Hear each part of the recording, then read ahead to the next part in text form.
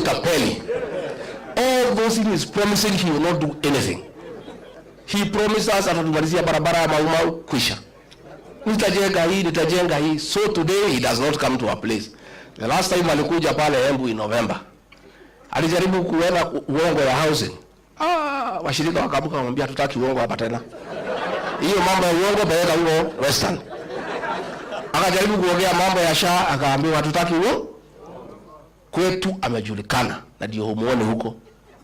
Na hata akija atakutana na watu. So nyinyi watu ya Mlembe, msituangushe. At least you have the benefit of free advice from victims of deception. Sindio? Simuko na free advice. Yeah? Sasa yeye halali ati nimekaa pale wa Mnyoro. Mimi nakaa tu chini ya miti. Yeye hako juu ya gari. The reason President Uhuru Kenyatta alikuwa ametuambia muachane na hii mtu. But he never gave us a reason. So kama angetuambia what I know today, hatungekuwa hapo. Also the choice he was giving us was also not acceptable. So pale nimekaa pale, I'm doing things differently from Uhuru Kenyatta. I'm involving the people who is William Ruto. That is why he is unhappy. Mimi nakaa pale watu wanaeleza watu naeleza, wanasema imetosha, wanatoka wanaenda.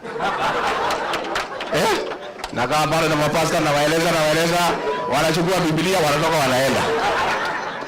Pale nimefunga 100%.